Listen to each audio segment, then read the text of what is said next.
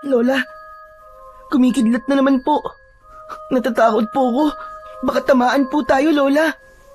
Manahimik ka nga dyan, Pepe. Hindi tayo tatabaan ng kidlat dahil nandito tayo sa loob ng bahay. Matulog ka na. Hindi po kasi ako makatulog, Lola. Natatakot po talaga ako sa kidlat. Saka sa tunog po ng kulog. Pwede po bang tabihan niyo na lang po ako dito sa higaan hanggang sa makatulog po ako? Ay, nako. O sige, sige. Tatabihan kita. Pero bukas ay wala tayong ibibenta na mga basahan. Ano gusto ba? Wala tayong pambili ng pagkain. Lola, bising naman eh. Talagang kinonsensya pa ako. Sige na nga po. Pipilitin ko na lang po matulog. Tama yan. Matulog ka na dyan. 11 taong ka na. Kaya hindi ka na dapat natatakot sa kidlat. Kaya ka palaging inaaway ng mga bata kasi masyado kang matatakotin.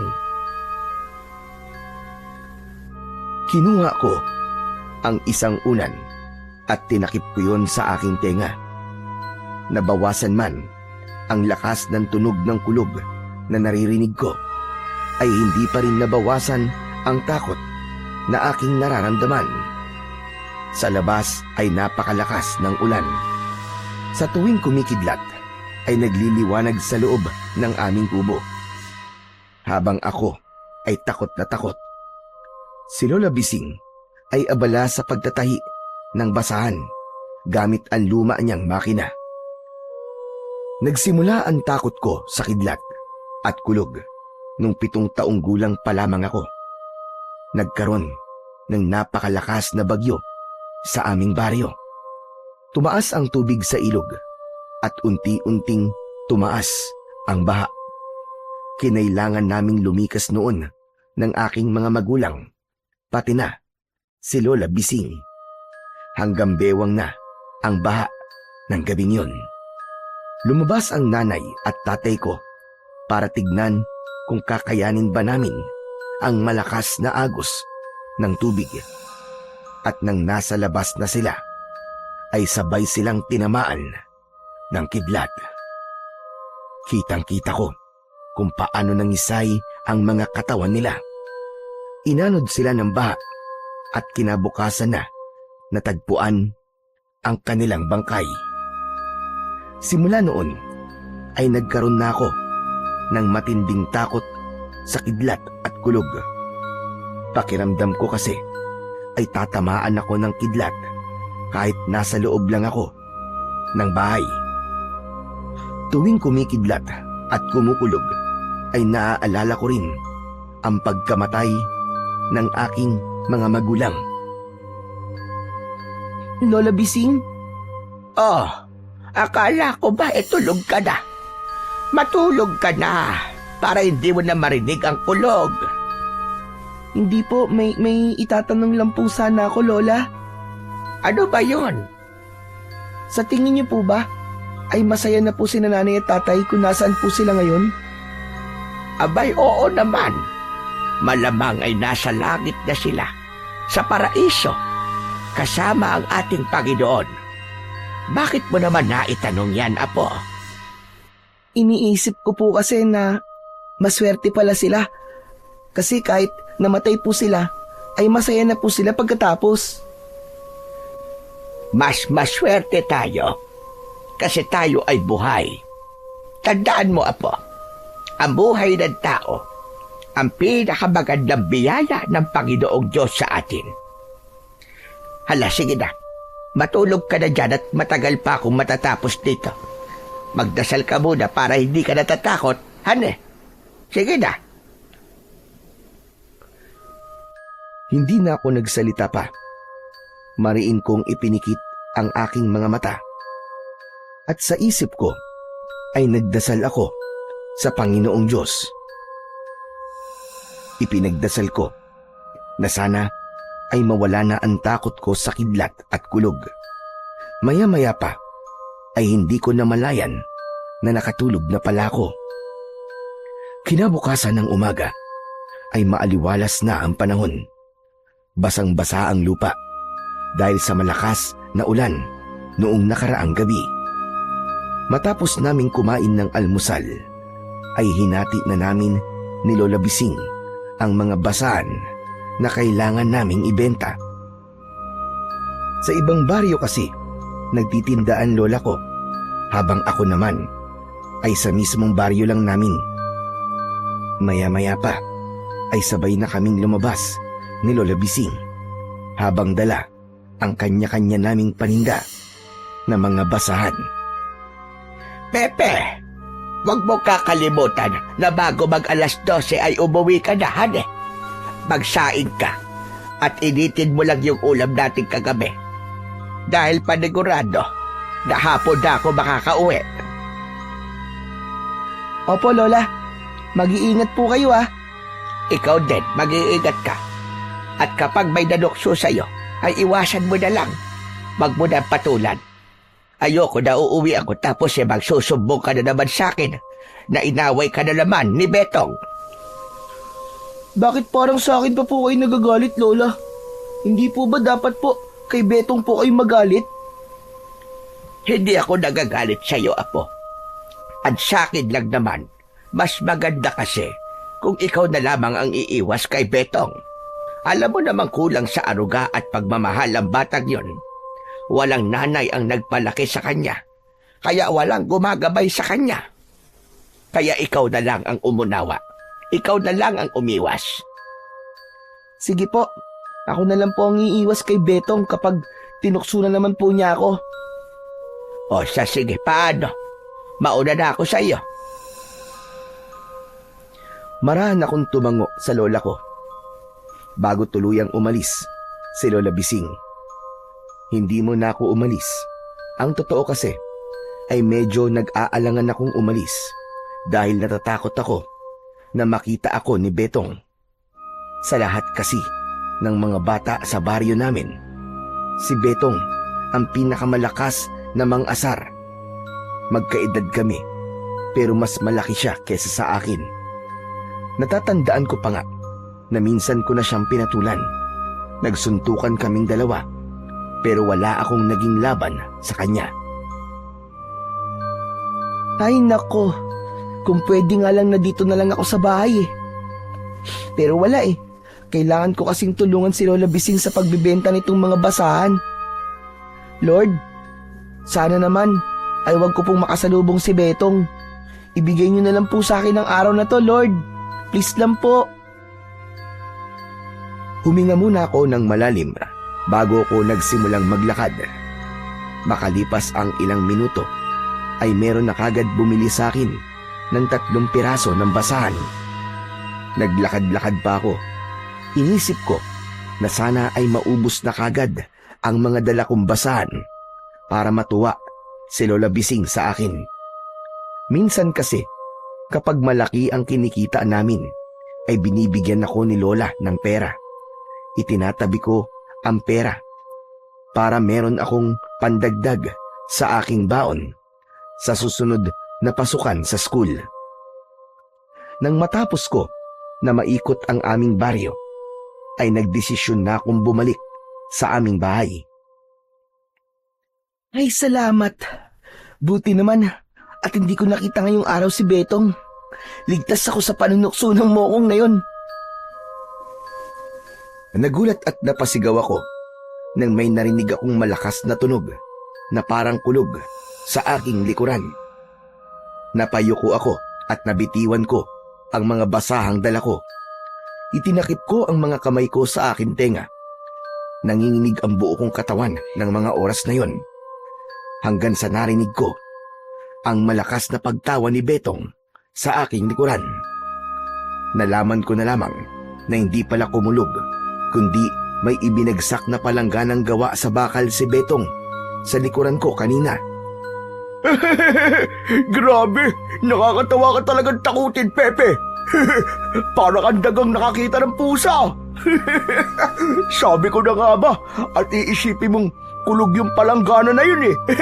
Napakaduwag mo talaga. Pepe, duwag. Ikaw talaga, Betong, oh. Alam mo naman na takot ako sa kulog, ah. Tapos ganyan pa ang ginagawa mo sa akin.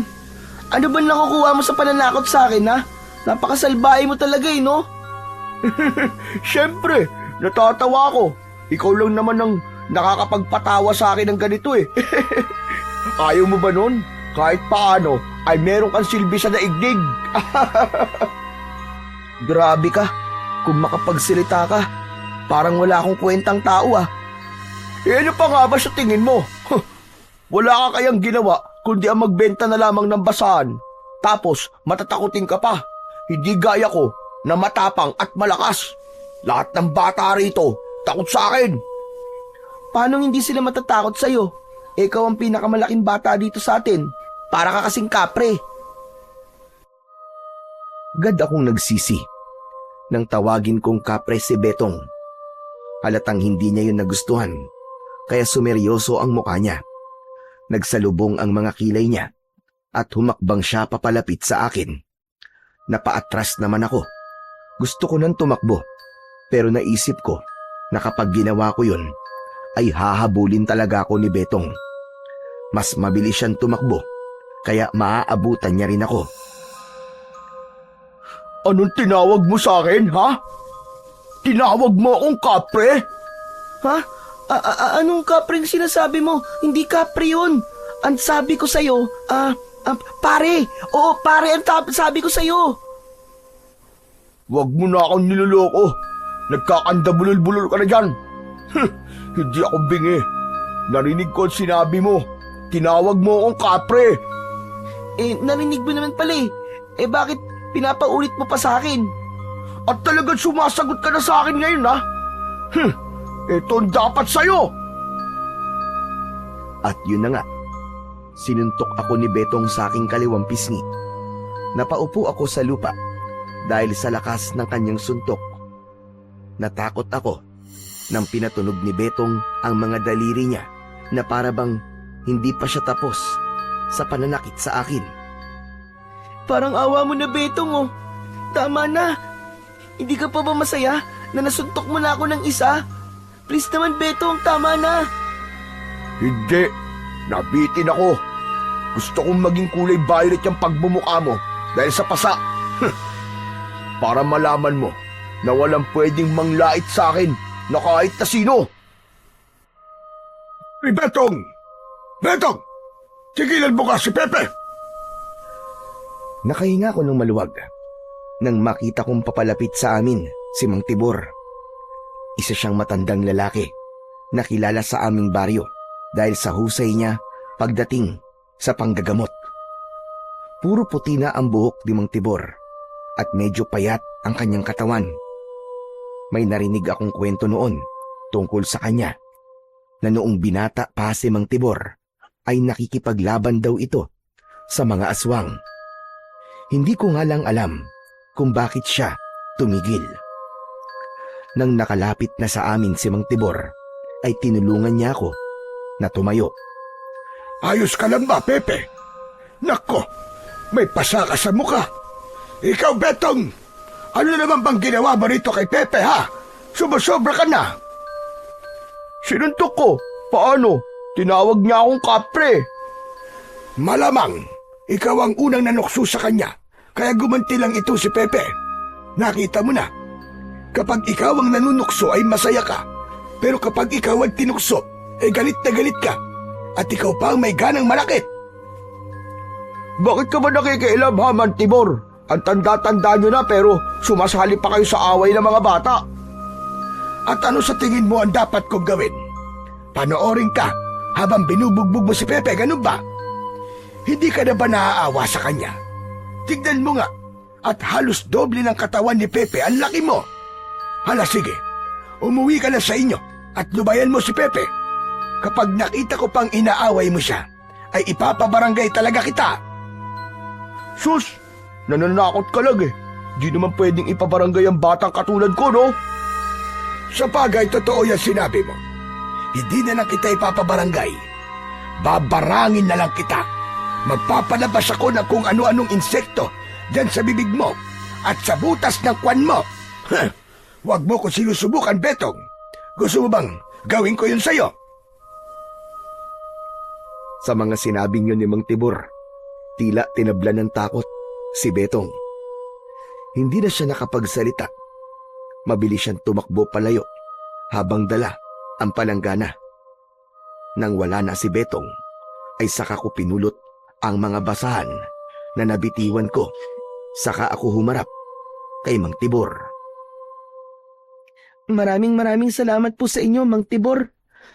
Kung di po kayo dumating, naku, malamang po bugbog sarado na po ako ngayon. Walang anuman, Pepe. Hindi ko kasi kayang walang gawin kapag may nakikita kong inaapi. Ano ba kasi talaga ang nangyari? Bakit sinaktan ka ni Betong? Ginulat po niya kasi ako gamit po yung palanggana niya.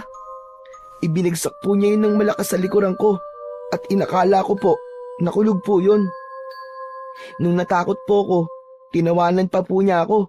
Tapos, natawag ko po siyang kapre. Pero hindi ko naman po sinasadya yun eh. Bigla na lang po kasing lumabas sa bibig ko yung salitang yun. Hindi ko naman po intensyon na tuksuin din po siya. Masama ang manukso. Pero alam ko na hindi mo yun sinadya. Isa pa, dapat lang naman yung kay Betong upang maramdaman niya rin kahit minsan ang pakiramdam ng tuksuin. Pero, Mang Tibor, nagsisisi po ako sa ginawa kong yun. Bukod po sa mukhang nasaktan ko po ang damdamin ni Betong, ay nagkaroon pa po ako ng pasa sa mukha ko. Nako, kapag nakita po ito ni Lola Bising, sigurado po napapagalitan po niya ako. Ipaliwanag mo na lang ng maayos kay Bising ang nangyari. Alam ko na maiintindihan naman niya yun. Sana nga po. Pero totoo po ba yung sinabi niyo kanina kay Betong? Marunong po ba talaga kayong mambarang? Oo naman. Pero huwag kang mag-alala. Kasi hindi ko naman talaga babarangin si Betong. Tinakot ko lang siya para hindi ka na niya awayin. Isa pa, hindi na ako nang babarang ngayon dahil natatakot ako na bumalik sa akin ang masamang ginagawa ko sa mga tao. Ang galing niyo po pala talaga, Mang Tibor. Ang dami niyo pong alam gawin. Oo nga po pala. Kailangan ko na pong umuwi, Mang Tibor. Magluluto pa po kasi ako ng pagkain ko. O sige. Mag-iingat ka ha, Pepe. At kapag inaway ka ulit ni Betong, ay huwag kang matatakot na magsumbong sa akin. Ako ang bahala sa kanya. Maraming salamat po uli, Mang Tibor. Sige po. Uuwi na po ako.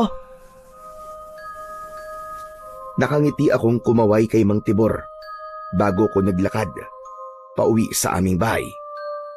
Habang naglalakad, ay hinawakan ko lang ang kaliwa kong pisngi na sinuntok ni Betong. Ramdam ko pa rin ang pananakit nun. Nang nakarating na ako sa aming bahay, ay nagsaing na ako. Nang tingnan ko sa salamin ang aking muka, ay mas lalo akong kinabahan dahil namumula yun. Sigurado ko na magagalit talaga si Lola Bising kapag nakita niya ito. Gaya ng aking inaasahan, nagalit nga si Lola Bising nang nakita niya ang pasa sa aking pisngi.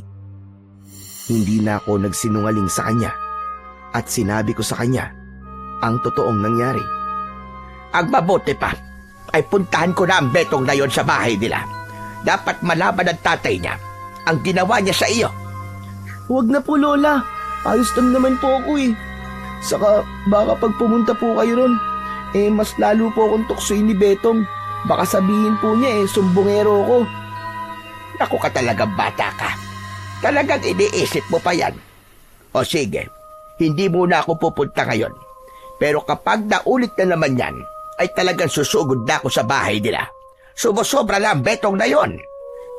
Lola, kalma lang po. Relax. Baka mamaya po atakihin po kayo niyan sa puso. Tumigil ka. Wala akong sakit sa puso. Oo nga pala, maiba ako. Hindi ka na pwedeng lumabas kapag madilim na, Narinig ko na pinagkukwentuhan sa kabilang baryo na meron daw aswang na gumagala roon. Hindi natin alam na baka dito pumunta yung aswang na yon. Mas mabuti nang maging maingat tayo kaysa magsisi tayo sa huli. Ano po, Lola? Aswang?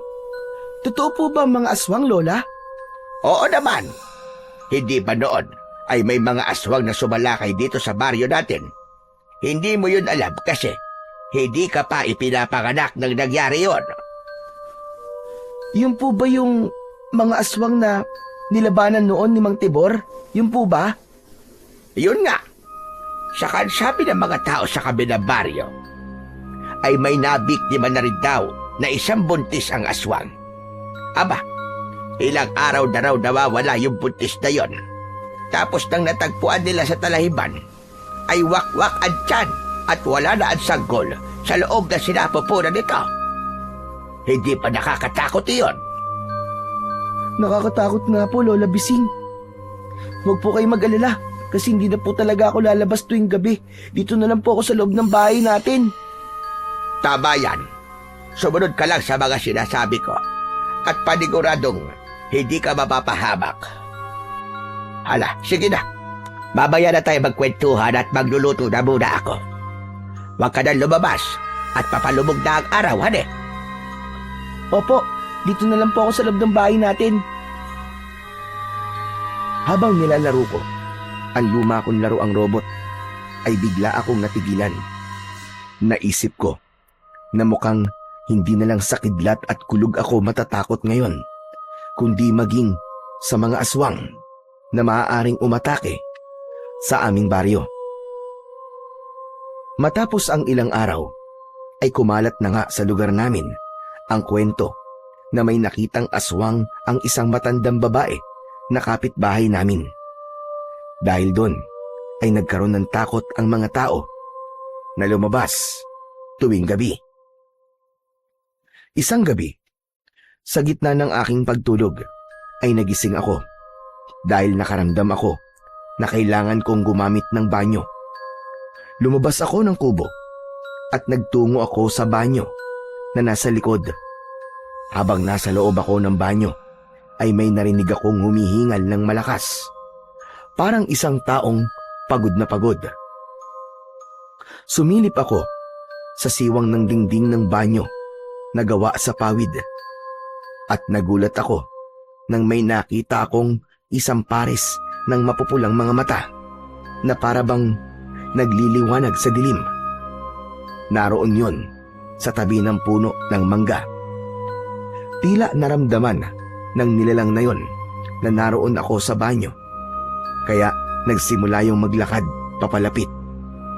At habang papalapit siya ng papalapit, ay unti-unting lumitaw ang nakakatakot niyang anyo. Ang nilalang ay may matutulis na mga ngipin at kuko. Nangingitim ang balat niya at ang mukha niya ay mabalasik na parabang galit na galit. May lumalabas pa na malapot na laway sa bibig niya na parabang gutom na gutom siya. Lola! Lola, tulungan niyo po ako! May aswang! May aswang! Paulit-ulit ako na sumigaw hanggang sa bumukas ang pinto ng banyo at bumungad si Lola Bising na may dalang itak. Nasaan ang aswang? Nasaan? Nandiyan po siya sa labas kanina, Lola. Papalapit po siya rito sa akin. Pero wala naman ako nakikita dito. Sandali nga. Ako ba'y binibiro mong bata ka?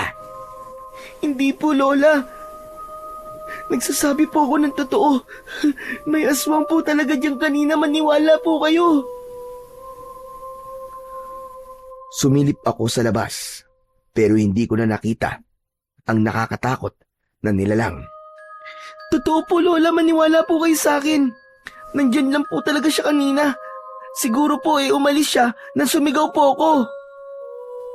Halika na. Pumasok na tayo sa loob. Pagpasok namin ni Lola Bising sa aming kubo, ay agad niyang sinarado ang pinto. Kinuha niya ang garapon na puno ng asin at naglagay siya ng asin sa ilalim ng pinto. Binuksan niya ang bintana at saka siya nagsaboy ng asin sa labas. Lumayas ka rito, aswang ka! Huwag na huwag ka nang babalik dito at hindi kami natatakot sa iyo. Kaya-kaya kitang tantarin gamit ang aking matalas na itak. Subukan mo! Matapos yun, ay isinarado na ni Lola Bising ang bintana. Lola, bakit naman po kayo nagsayang ng asin? May nakapagsabi sa akin na takot daw ang mga aswang sa asin. Hayaan mo na. At kung maubos ang asin, ay bibili na lamang ako. Mas mabuti nang gumastos ako sa pagbili ng asin kaysa pasukin tayo rito ng pesteng aswang na yon. Bumalik na kami ng aking Lola Bising sa pagkakahiga sa papag. Pero nahirapan na akong makatulog dahil hindi talaga maalis sa utak ko ang itsura ng aswang na nakita ko sa labas ng banyo. Kahit ipikit ko ang mga mata ko, ay nakikita ko pa rin siya. Takot na takot ako dahil iniisip ko na baka balikan kami ng aswang na yon. Nang sumunod na araw, ay ikinuwento ni Lola Bising sa mga kapitbahay namin ang nangyari. Ayoko na sanang ikwento pa yon sa iba kasi ayoko na pag-uusapan kami ng mga tao, pero wala na akong nagawa kasi sadyang tsismosa ang lola ko. Habang nagbebenta ako ng basahan, ay nilapitan ako ni Mang Tibor at kinausap niya ako tungkol sa aswang na nakita ko kagabi. Pepe, nakarating sa akin na nakita mo raw yung aswang kagabi. Kumusta naman kayo ng lola mo? Nasaktan ba kayo? Hindi naman po. Pero akala ko po talaga katapusan ko na kagabi. Nasa banyo po ako tapos may narinig po akong humihingal. Yun, pagsilip ko po doon, may papalapit po sa akin. Nakita ko po aswang. Mabuti na lang po at nakasigaw ako kaya tinulungan po ako ni Lola. Yun, mukhang natakot po yung aswang kay Lola kasi may dala po siyang itak kaya biglang nawala po yung aswang. Hindi pa rin pala nagbabago si Bising. Napakatapang pa rin niya. Ha? Ano pong ibig niyong sabihin na matapang pa rin po si Lola? Ay, wala naman. Ang ibig ko sabihin ay palaban talaga ang lola mo. Nung araw ganun kasi yun. Ang daming ang gustong manligaw sa kanya nung araw. Kaso ay natatakot dahil palaging nag-aasa ng itak sa tuwing may mga aakyat ng ligaw sa kanya. Tama po kayo. Kahit ngayon po ay matapang pa rin po talaga si Lola. Nung isang araw nga po, susugurin niya raw po sana si Betong. Mabuti nga po't napigilan ko Pero Mang Tibor, ibig po palang sabihin, totoong nandito na po sa baryo natin yung aswang. Tama ka, Pepe. Pero hindi aswang, kundi mga aswang. Po, mga aswang? Ibig po sabihin marami pong aswang. Ganun na nga. Nasabi ko yan dahil nararamdaman ko ang kanilang presensya. Hindi lang isang aswang ang nandito sa baryo natin. Marami sila. Hala, nakakatakot naman po yung sinabi niyong yan, Mang Tibor. Pero hindi po ba, ang sabi po nila ay nakikipaglaban po kayo nun sa mga aswang? Ibig po bang sabihin, makikipaglaban po ulit kayo sa mga aswang? Totoo na nakikipaglaban ako sa mga aswang nung araw. Ang tawag sa mga kagaya ko ay manunugis. Pero matagal na akong tumigil sa ganung gawain. Dahil mahina na ang aking katawan. Masyado na akong matanda, Pepe. Paniguradong mamamatay ako kapag pinilit ko pang makipaglaban sa mga aswang. Lalo akong natakot nang malaman ko na hindi na kayang makipaglaban ni Mang Tibor sa mga aswang. Naiintindihan ko naman siya, pero naaawa ako sa aming lahat dahil kung sakali palang sumalakay ang mga aswang sa aming baryo, ay walang makikipaglaban sa mga ito. Makalipas ang ilang araw, ay napansin ko na araw-araw umuulan. Nakaramdam ako ng takot dahil alam kong kapag nagpatuloy ang masamang panahon, ay kikidlat at kukulog na naman. Isang hapon, awang-awa ako kay Lola Bising dahil umuwi siya ng basang-basa mula sa pagbebenta ng mga basahan. Maging ang mga natirang basahan niya ay basa na rin. Lola naman bakit po kayo sumugod sa ulan? Sana po hinintay nyo na lang pong tumila muna bago po kayo umuwi. Kung hihintayin kong tumila pa ang ulan, ay baka bukas na ako makauwi.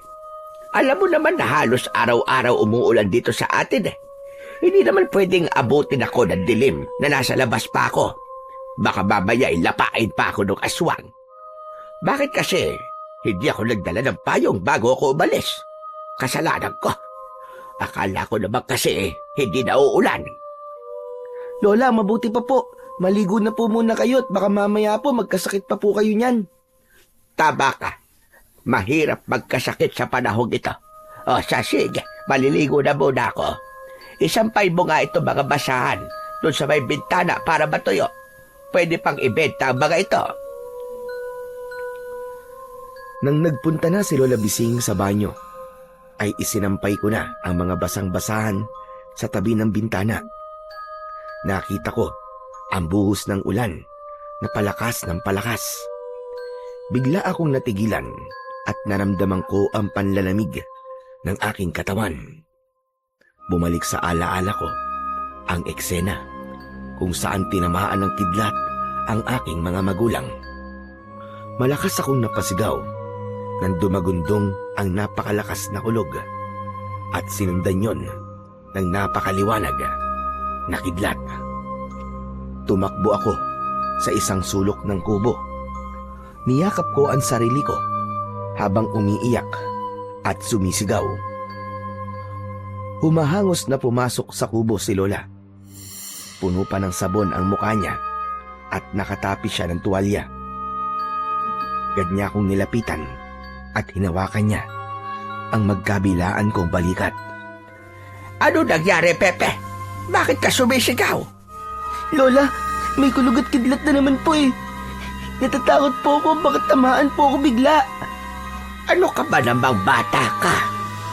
Akala ko naman kung ano na nangyari at napakalakas ng sigaw mo. Ilang beses ko bang sasabihin sa iyo na basta't nandito ka sa loob ng bahay ay hinding-hindi ka tatamaan ng kidlat. Ang kulog naman ay tunog lang yon, kaya hindi ka dapat matakot doon. Hindi lang naman po ako sa kidlat at kulog natatakot eh. Natatakot po ako kasi kapag kumukulog at kumikidlat, naaalala ko po yung nangyari po kina nanay at tatay. Bahagyang natigilan si Lola Bising. Sa sinabi ko na yon, may namuong luha sa gilid ng mga mata niya. Hindi ko inasahan na yayakapin niya ako ng mahigpit. Alam ko mahirap makalimutan ang pangyayari niyon, Apo. Napakasakit nun, lalong-lalo na para sa iyo. Dahil nakita mo kung paano nawala ang mga magulang mo. Pero nandito pa naman ako, Apo. Hindi kita iiwan at gagawin ko ang lahat para protektahan ka. Patawarin mo ko kung palagi ako nagagalit sa iyo. Kapag sinasabi mo natatakot ka sa kidlat, patawad kung hindi ko naisip na dahil sa kidlat ay nawalan ka ng nanay at tatay. Habang yakap ko ng mga sandaling yon si Lola Bising, ay doon ko naramdaman ng sobra ang pagmamahal niya sa akin. Patuloy lang akong umiyak habang hindi pa rin nawala sa isip ko ang imahe ng nanay at tatay ko nang tamaan sila ng kidlat. Nang gabing yon, ay patuloy na lumakas ang ulan. Halos magkakasunod din ang kulog at kidlat sa tuwing nagliliwanag ang loob ng kubo. Dahil sa kidlat, ay hindi ko maiwasan ang mapapitlag. Pagkatapos naming maghapunan, ay hinugasan ko na ang aming pinagkainan habang si Lola Bising ay nagtahi ng kanyang mga basahan. Maya-maya ay sumilip sa bintana si Lola Bising. Sinalubong siya ng ampias ng ulan at ng napakalakas na hangin. Diyos ko, mukhang umaapaw na naman ang ilog. Kailangan na nating lumikas bago pa tuluyan tumaas ang baha. Lola Bising, itataas po ba natin yung mga importanteng gamit natin? Oo, pagkatapos ay maglagay ka ng mga damit natin sa bag. Doon muna tayo sa bahay ni Kapitan dahil mataas ang kinatatayuan ng lugar niya. Mas ligtas tayo roon. Hindi na nga kami nagpatumpik-tumpik at agad naming itinaas ni Lola Bising ang mga importanteng gamit na hindi pwedeng mabasa ng baha. Ipinatong namin sa lamesa ang makina sa pagtatahi ni Lola. Matapos yun, ay nagsimula na akong maglagay ng mga damit namin sa bag na ginagamit ko kapag pumapasok ako sa eskwelahan. Lahat na ba ng mga importanteng gamit ay naitaas na natin? Opo, Lola Bising. Sa tingin ko po wala na po tayong nakalimutan. Kung gano'n ay halika na. Umalis na tayo. Etong kapote, suotin mo. Nang sa gano'n ay hindi mabasa ang bag mo. Paano ka po, Lola? Magpapayong na lang ako. Pero baka lipa rin po ang payong nyo Napakalakas pa naman po ng hangin. Wala na tayong magagawa. Kailangan na nating umalis dito at baka tumaas pa na gusto ang baha. Mas mahihirapan na tayong makaalis kapag ganon. Wala na akong nagawa, kundi ang sumunod na lamang sa gusto ng aking Lola Bising. Bago kami tuluyang umalis, ay nagdasal muna kami ni Lola. Ipinagdasal namin sa Panginoong Diyos na sana ay hindi masira ng bagyo ang aming kubo. Matapos yun, ay lumabas na kami at ikinandado na ni Lola Bising ang pinto. Hanggang tuhod ko na ang tubig sa labas. Napakapit ako ng mahigpit sa braso ni Lola Bising nang gumuhit sa langit ang napakatalim na kidlat. Huwag kang matakot. Kumapit ka lang sa akin. Kahit anong mangyari, ay huwag kang bibitaw. Naiintindihan mo ba? Opo, Lola. Naiintindihan ko po. O siya, sige, tara na. Umalis na tayo habang hindi pa mataas ang baha. Inumpisahan na namin ni Lola Bising ang paglalakad. Nang sandaling yon, ay pinilit kong maging matapang. Pero sa tuwing kumikidlat, ay nawawala ang aking tapang. Maigpit ang pagkakahawak ko sa braso ni Lola. Kung pwede nga lang na pumikit habang naglalakad para hindi ko makita ang kidlat ay ginawa ko na. Pero hindi ko yung pwedeng gawin dahil hindi ko makikita ang aming dinadaanan. Biglang umihip ang mas malakas na hangin. Nabitiwan ni Lola Bising ang hawak niyang payong. Sumabit yun sa isang makapal na halaman na nasa gilid ng daan. Lola, yung payong niyo po! Pabayaan mo na yun, Apo. Basa na rin naman ako. Pero yun na lang po ang payong na meron tayo. Sandali lang po at kukunin ko. Huwag na! Tara na, Apo. Pabayaan mo na. Hindi ko pinakinggan si Lola Bising. Para sa kagaya naming mahirap lang, ay napaka-importante ng isang payong na yon. Tumakbo ako para kunin ang payong. Ano ka ba, bata ka? Bumalik ka na rito. Napakatigas talaga ng ulo mo. Hindi ka marunong makinig. Nang nakuha ko na ang payong, ay agad ako naglakad pabalik kay Lola Bising. Pero habang naglalakad ako, ay may kakaiba kong naramdaman. Bigla akong kinilabutan hanggang sa dumagundong ang napakalakas na kulog.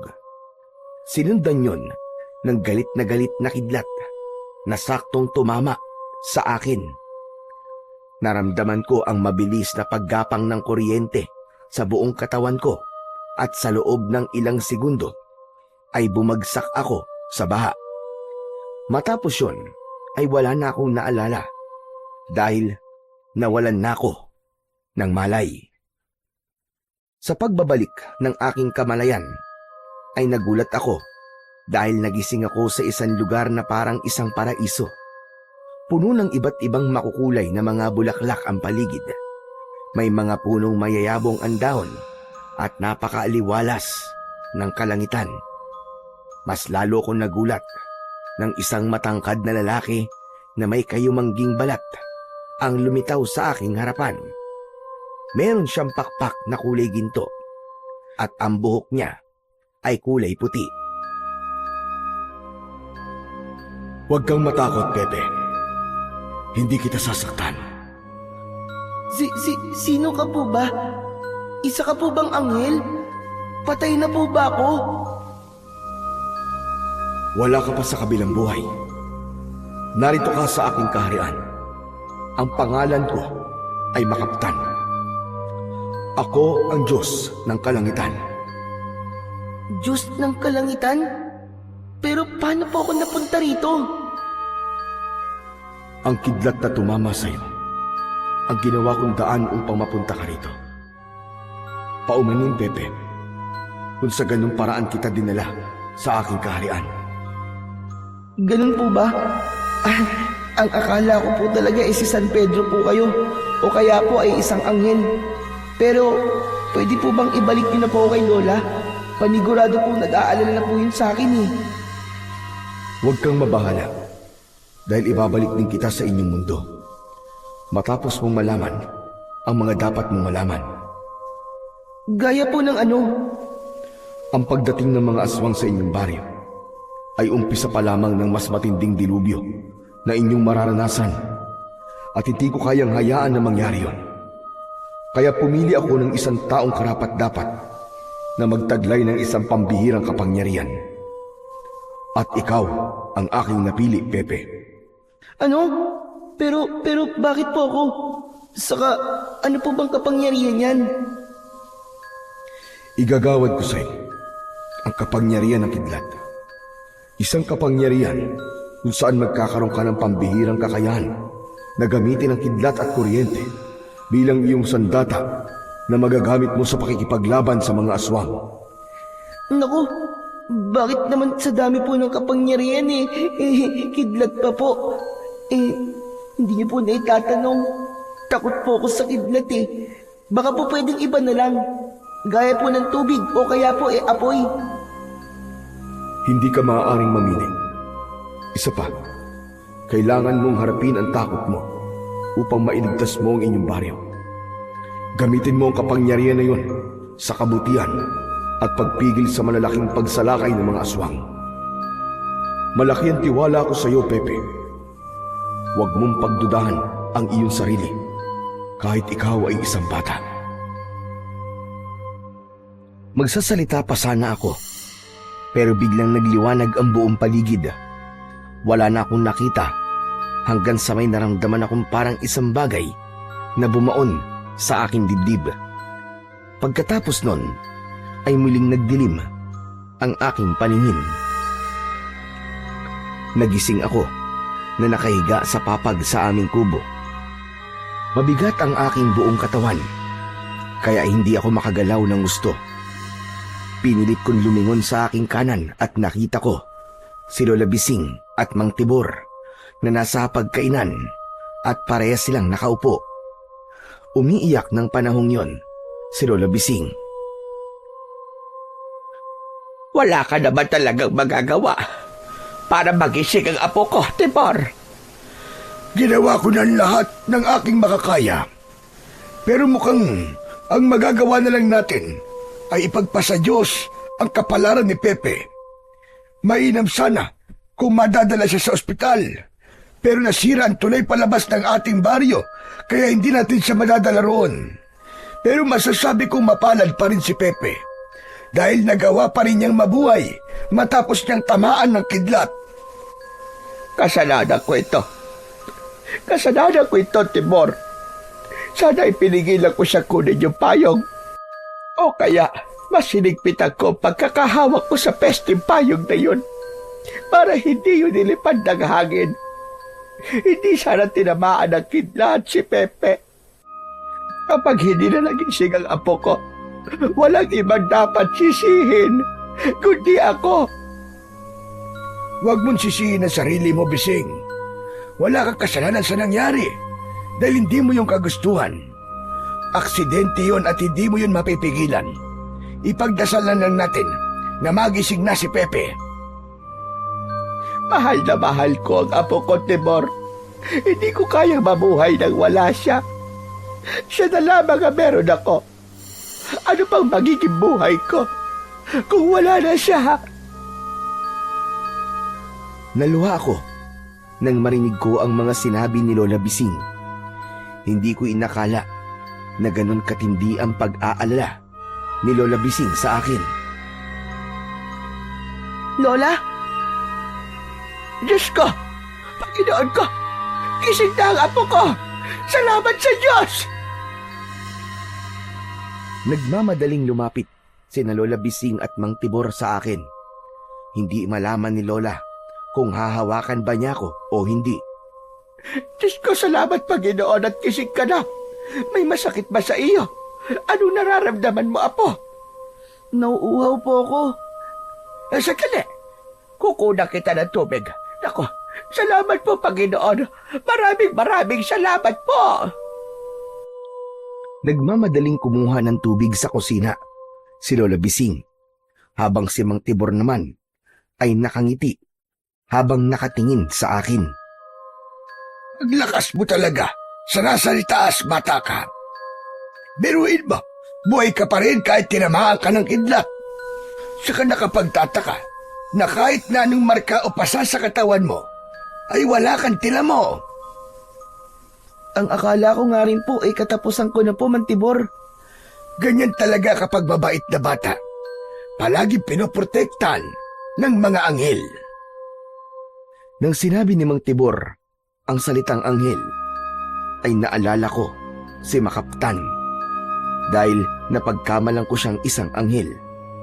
Doon ko tinanong ang akin sarili kung totoo bang nangyari yon o isa lamang yung panaginip. Sasabihin ko sana kay Mang Tibor ang tungkol kay Makaptan, pero hindi ko na nagawa dahil bumalik na si Lola na may dalang isang baso ng tubig. Tinulungan ako ni Lola Bising na bumangon para makainom ako. Hindi pa rin ako makapaniwala na gising ka na, Pepe. Ang akala ko talaga ay susunod ka na sa nanay at tatay mo. Kaya ako'y labis na nasasaktan. Mabait kasi ang apo mo, Bising. Saka hindi pa talaga niya oras. Sigurado ako na marami pang dapat gawin niyang si Pepe. Kaya hindi pa siya kinukuha ng ating Panginoon. Napangiti na lamang ako sa sinabi na yon ni Mang Tibor. Nang sandaling yon, inisip ko na isang panaginip lang ang nangyaring pakikipag-usap ko sa Diyos ng Kalangitan na si Makaptan. Naisip ko na imposible yung mangyari, lalo na ang pagkakaroon ko ng kapangyarihan. Hindi ako makapaniwala na nabuhay pa ako matapos akong tamaan ng kidlat, lalo na't sinabi sa akin ni Mang Tibor na bihira ang mga taong nabubuhay kapag tinamaan ng kidlat. Nakakapagtaka rin na wala akong nakuwang pinsala sa aking katawan. Kaya naman, labis ako nagpasalamat sa Panginoon dahil alam ko na pinotektahan niya ako. Kahit malakas na ako, ay pinagpahinga pa rin ako ni Lola Bising. Hindi muna niya ako pinagbenta ng basahan. Mas naging maasikaso rin si Lola sa akin simula noon. Isang hapon, naabutan ako ni Lola Bising na nag-iigib nang umuwi siya mula sa pagbebenta ng basahan. Ano ka ba? Bakit nag-iigib ka? Hindi ba sabi ko sa iyo ay magpahinga ka na muna? Kaya ko naman na po, Lola. Saka wala na po kasing tubig sa banyo natin eh. Kahit na ba hinintay mo na lang sana ako para ako na gumawa yan. Akin na nga yung timba na yan at ako na magdadala dyan sa banyo. Nang kukunin ni Lola Bising ang timba, ay nahawakan niya ang kamay ko. Nagtaka ko nang biglang napaigtad si Lola Bising nang dumikit ang kamay niya sa aking kamay. May naramdaman din akong dumaloy na kuryente sa aking katawan, papunta sa kamay ni Lola Bising. Ano po nangyari sa inyo, Lola? Hindi ko rin alam, pero parang nakuryente ako nang nahawakan ko yung kamay mo. Hala, paano naman po mangyayari yun, Lola Bising? Aba, malay ko. Hindi kaya may kuryente dyan sa loob ng katawan mo. kasi tinamaan ka ng kidlat. Lola naman nagpapatawan na naman po kayo eh. Imposible naman pong mangyari yung sinasabi niyo po. Basta nakuryente ako nang hawakan kita eh. Pero hayaan mo na. Bitiwan mo na yung timbang at ako na magdadala dyan sa banyo. Hinayaan ko na lang si Lola Bising na kunin ang timbang puno ng tubig. Nang dalhin yun ni Lola Bising sa banyo, ay nagtatakang tinignan ko ang aking mga kamay. May nakita kong parang maliliit na bultay na lumalabas sa palad ko, pero agad ding nawawala. Kinilabutan ako dahil doon, pero inisip ko na lang na imahinasyon ko lamang yun. Baka kasi dahil sa tinamaan ako ng kidlat ay kung ano-ano na ang nakikita ko. Makalipas ang ilang araw ay naging normal naman ang lahat, kaya nakalimutan ko na ang pangyayaring yun. Pinayagan na rin ako ni Lola Bising na magtinda ng mga basahan. Isang umaga, habang naglalakad ako, nadala ang mga basahan, ay napaatras ako dahil palapit si Betong sa akin. Tuluyan na akong tumalikod para iwasan si Betong, pero tumakbo siya at humarang sa daraanan ko. Betong, alam ko naaawahin mo na naman ako. Kaya pwede bang wag muna ngayon? Kakasimula ko palang magbente. Ang sama talaga ng tingin mo sa akin, no? Iniisip ko talaga na sa tuwing lalapitan kita ay aawahin kita. Eh di ba? Gano'n naman talaga palagi ang ginagawa mo sa akin. Narinig ko lang naman na tinamaan ka raw ng kidlat. Buti at buhay ka pa hanggang ngayon. Paano ka nabuhay, ha?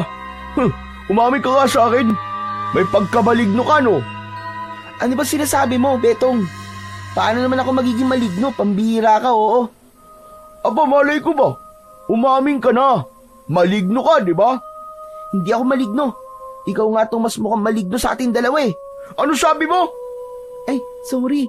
Nabigla lang ako. Binabawi ko na sinabi ko. Sorry talaga, Betong. Hindi, wala sorry sa akin. Noon, tinawag mo akong kapre. Tapos ngayon, maligno naman. Talagang inuubos mo ang pasensya ko. Ang dapat sa'yo ay pinapadugo ang bunganga. Mariing ikiniyom ni Betong ang kanyang kamao. Kitang-kita ko ang galit sa kanyang muka. Nanlaki ang mga mata ko nang akmang susuntukin niya ako. Pero labis ako nagtaka dahil tila naging mabagal ang paggalaw ni Betong sa akin paningin. Kaya naman, bago pa tumama ang suntok niya sa mukha ko, ay napigilan na yun ng isa kong kamay. Nang nahawakan ko ang kamay ni Betong, ay napasigaw si Betong at nanginig ang buong katawan niya. Agad kong binitiwan si Betong at saka siya malakas na umiyak. Betong, ano nangyari sa'yo? Ayos ka lang ba? Kinuryente mo ako, Pepe. Sabi ko na nga ba eh. Isa kang maligno. Maligno ka. Hindi totoo yan, Betong. Hindi ako maligno. Maniwala ka sa akin. Umanda ka. Ipagkakalat ko na kinuryente mo ako. Sasabihin ko sa lahat na isa kang maligno. Nagmamadaling tumakbo palayo si Betong at naiwan akong naguguluhan. Yun na kasi ang pangalawang pagkakataon na may nakuryente dahil lang nahawakan ko sila. Una, si Lola Bising at si Betong naman ang pangalawa. Sa takot ko na gawin ni Betong ang banta niya, ay umuwi muna ako sa bahay. Nagkulong ako sa loob ng aming kubo habang nag-iisip kung ano ang dapat kong gawin. Pambihira naman, oo. Ano ba itong nangyayari sa akin? Bakit sila nakukuryente kapag hinahawakan nila ako? Anak ng... Pero yari ako nito kapag ipinagkalat talaga ni Betong yung nangyari kanina. Baka isipin ng mga tao na isa nga akong maligno. Diyos ko po, tulungan niyo po ako malampasan to. Nagulat ako nang may biglang kumatok sa pinto. Nang marinig ko ang boses ni Mang Tibor, ay saka ko binuksan ang pinto. Agad na isinara ni Mang Tibor ang pinto nang nakapasok na siya seryoso niya akong tinignan. Ano pong kailangan niyo, Mang Tibor? Nakita ko ang nangyari kanina. Po, ano pong ibig niyo pong sabihin? Nakita ko na kinuryente mo si Betong. Sigurado ko na hindi siya umaarte lang at totoong nakuryente siya nang hawakan mo ang kamay niya. Paanong nangyari yung Pepe? Magsabi ka sa akin ang totoo. Maniwala po kayo, Mang Tibor.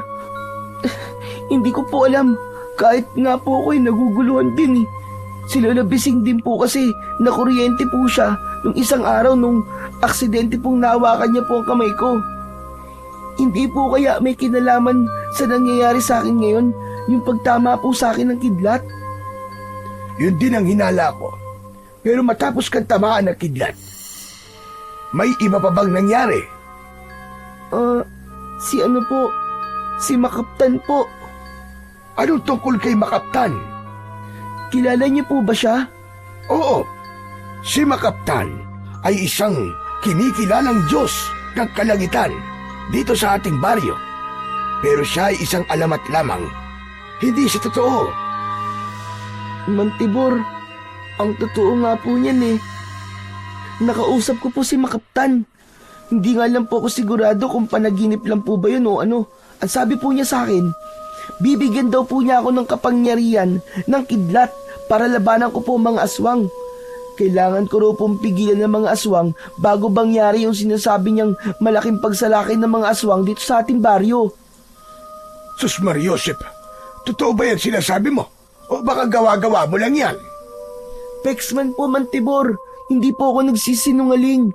Kilala niyo naman po ako, Mang Tibor, di ba? Hindi ko po ugaling magsinungaling.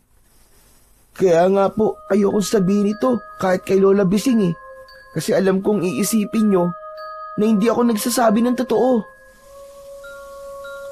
Sandaling tumahimik si Mang Tibor habang diretso siyang nakatingin sa mga mata ko. Naramdaman kong binabasa niya ako.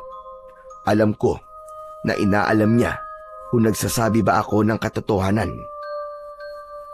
Kung ayaw niyo po maniwala sa akin, hindi ko naman po kayo pipilitin. Kalimutan niyo na lang po ang mga sinabi ko. Hindi, Pepe. Naniniwala na ako sa'yo. Naramdaman ko na nagsasabi ka talaga ng totoo.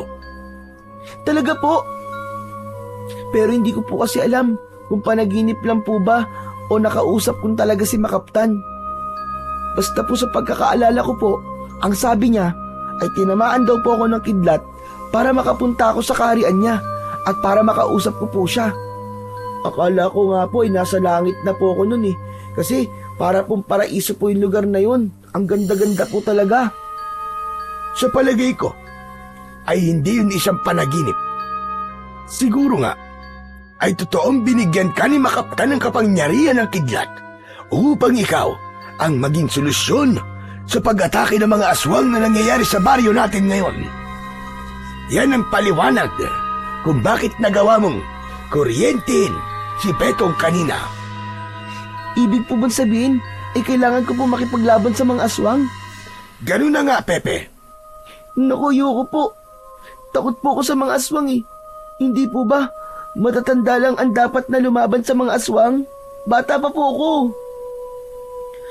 Kung yun ang sinabi sa'yo ni Makaptan na dahilan kung bakit kanya binigyan ng kapangyarihan, ay kailangan mong labanan talaga ang mga aswang. Pero masyado pa po akong bata, Mang Tibor. Ang pagiging tagapagtanggol ay wala sa edad o kahit sa kasarian. Huwag mong iisipin na porke bata ka, ay hindi mo na kayang labanan ang mga aswang. Isang Diyos si Makaptan, at alam niya ang kanyang ginagawa. Ikaw ang karapat-dapat na napili niya. Kaya sa'yo niya ibinigay ang ganyang kabigat na responsibilidad. Hindi ko po alam kung kaya ko ang ganitong responsibilidad, Mang Tibor. Kinakabahan po talaga ako. Saka hindi rin po ako sigurado kung papayag po ba si Lola Bising na makipaglaban po ako sa mga aswang. Huwag ka mag-alala. Ako ang bahala kay Bising. Ako makikipag-usap sa kanya at ipapaliwanag ko ng maayos sa kanya ang lahat. Tutulungan din kitang gamitin yung kapangyarihan na meron ka. Gagawin ko ang lahat para magamit mo yan ng maayos. Bigla ko natahimik at mas tumindi ang kaba ko.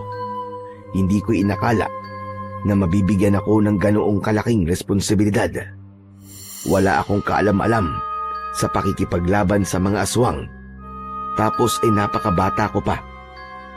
Hindi ko maintindihan kung bakit sa akin ibinigay ni Makaptan ang ganong klase ng kapangyarihan. Pagkaalis ni Mang Tibor ay patuloy kong pinag-isipan ang kakaibang bagay na nangyari sa akin. Sa totoo lang, hindi ko ginusto ang magkaroon ng ganong kapangyarihan, lalo na't galing sa kidlat. Nakakatawa ring isipin na takot ako sa kidlat, pero doon pa nagmula ang aking kapangyarihan. Pagsapit ng hapon ay dumating na si Lola Bising. Masaya siya dahil naubos ang mga tinda niyang basahan. Hindi ko muna sinabi sa kanya ang tungkol sa natuklasan kong kapangyarihan na meron ako. Dumating na ang oras namin ng pagkain. Sa gitna ng aming pagkain ay biglang dumating si Mang Tibor. Bumalik ang kaba ko dahil alam ko kung bakit nasa bahay namin si Mang Tibor. Aba, mukhang naamoy mo ang ulam namin kaya nagpunta ka rito, Tibor. Kumain ka na ba? Abay, sabayan mo na kami dalawa ni Pepe. Maraming salamat, Bising. Pero kakatapos ko lamang kumain. Nandito ko dahil may kailangan akong sabihin sa iyo. Parang napaka-importante naman niyang sasabihin mo para lumabas ka na ganitong oras kahit may aswang na gumagala dito sa atin. Mabutit wala ka nakasalubong na aswang habang papunta ka rito. Mang Tibor, pwede po bang saka na lang natin yan sabihin kay Lola? Wala na tayong panahon para sabihin ito sa kanya, kundi ngayon. Mas maaga niyang malalaman ng lahat ay mas maganda. Teka, sandali nga lang, Pepe. Alam mo sasabihin ni Tibor? May alam ba kayo na hindi ko alam? Bising, alam ko ang mga sasabihin ko ay mahirap paniwalaan. Pero ito ay pawang katotohanan lamang. May kapangyarihan ang iyong apo. Isang kapangyarihan mula sa kidlat at may kakayahan siyang magpalabas ng kuryente sa kanyang katawan. Nakuha niya yon nang tamaan siya ng kidlat. Teka, ano ba kalokohan ito? Kung binibiro niyo lamang ako ay wag gayon. Wala ako sa wisyo para makipagbiruan sa inyong dalawa. Totoo mga sinabi ko, Bising. Kailangan mo maniwala. Nang tamaan ng kidlat si Pepe, ay yun ang nagdala sa kanya sa lugar kung nasaan si Makaptan. May talagang kasinungalingan na sinasabi mo. Si Makaptan, isa lamang siyang alamat. Yan din ang akala ko nun. Pero hindi na ngayon. Kanina, nakita ko na inaaway na naman ni Betong si Pepe. Nang susuntukin ni Betong si Pepe, ay pinigilan ni Pepe ang kamay ni Betong. Nang nahawakan ni Pepe ang kamay ni Betong, ay nakuryente ang salbahing batang yon. Kung iniisip mo na gawa-gawa ko lang ang kwentong yon, ay pwede kitang samahan ngayon kina Betong para itanong kung totoo nga ba ang sinabi ko. Nabanggit din sa akin ni Pepe na nung isang araw daw ay nakuryente ka rin nang hawakan mo siya. Pag-isipan mo, Bising, at saka mo sabihin sa akin kung nagsasabi ba ako ng totoo o hindi. Hindi agad nakapagsalita si Lola Bising na para bang pinag-isipan nito ang mga sinabi ni Mang Tibor, habang ako naman ay nanlalamig na sa sobrang kaba. Kung ganon, ay kapangyarihan ng kuryente si Pepe dahil tinamaan siya ng kidlat. Opo, Lola. Si Makaptan po nagbigay sa akin. Kinausap po niya ako habang wala po akong malay noon. Hindi ito totoo. Hindi ka pwedeng magkaroon ng ganyang kapangyarihan. Ano na lang ang iisipin ng mga tao? Na isa ka maligno? O kaya bigay yan sa iyo ng demonyo. Katatakutan ka nila, Pepe. Baka yan pabagin dahilan para palayasin tayo ng mga tao dito. Kaya kung totoo man yung kapangyarihan mo na yan, ay hindi mo yan pwedeng sabihin sa iba. Tayong tatlo lang ang dapat na makakaalam yan. Nagkakaintindihan ba tayo, ha, Pepe? Binigyan si Pepe ng kapangyarihan upang gamitin laban sa mga aswang. Pasensya ka na, Bising, pero hindi pwedeng mangyari ang gusto mo. At bakit naman hindi? Ano gusto nyo? Ipagmalaki natin sa lahat na may lumalabas na kuryente sa katawan ng apo ko. At ano sunod na mangyayari? Katatakutan ng lahat si Pepe hanggang sa magkaisa sila na paalisin kami sa lugar na ito. Magtiwala ka sa amin dahil hindi yan mangyayari. Isa pa, alam ni Betong ang tungkol sa kakaibang kakayahan ni Pepe. Maaaring sa oras na ito ay may iba na siyang pinagsabihan, kaya wala nang dahilan para itago natin ang bagay na ito. Gusto ko ring sabihin na may dahilan si Makaptan kung bakit niya binigyan si Pepe ng ganung klaseng kapangyarihan. At ano naman ang dahilan na yon?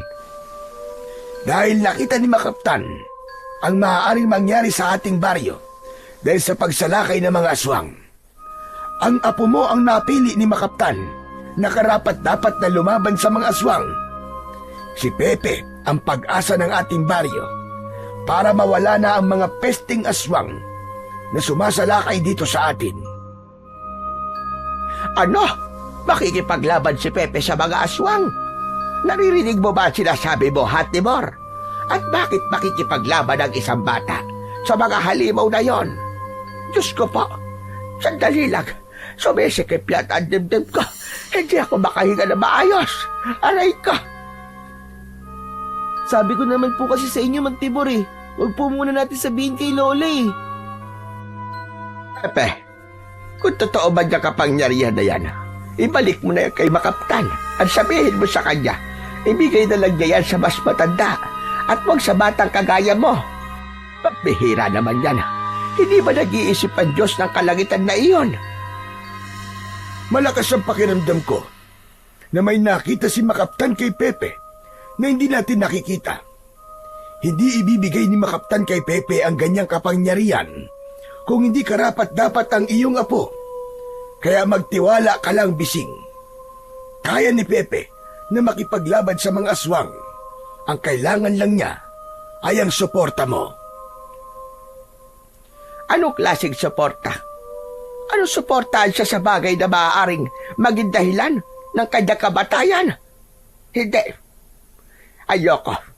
Hindi ako papayag na ilagay ni Pepe ang sarili niya sa panganib dahil baka yan pa ang ikamatay niya.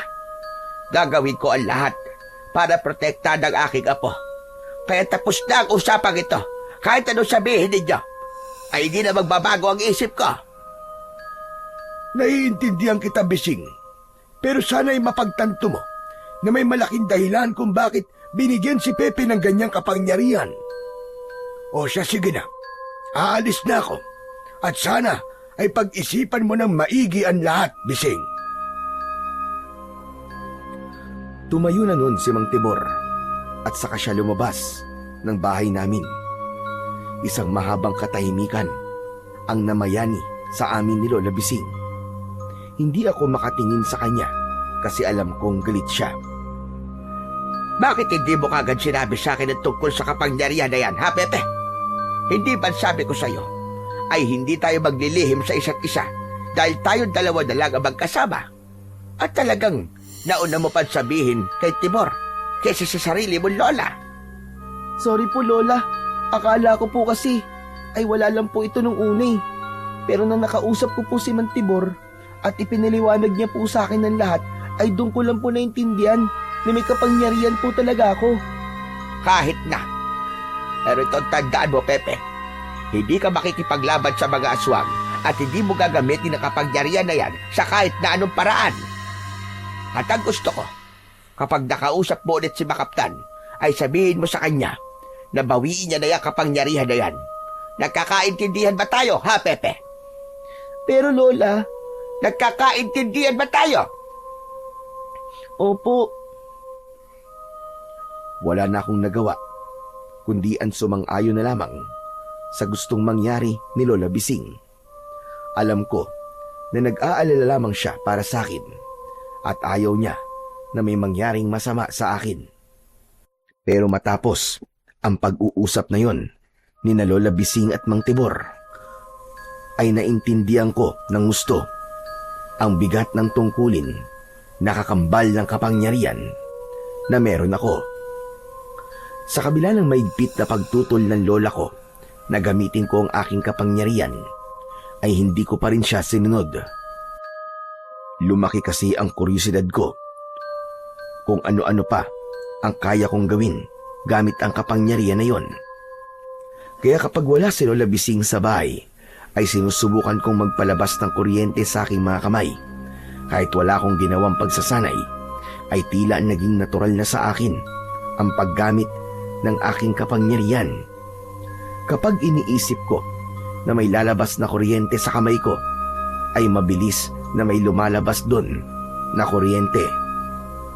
Tumindi rin ang kagustuhan kong gamitin ang kapangyarihan na yon para labanan ang mga aswang, dahil mas naging madalas ang pag-atake ng mga aswang sa aming baryo.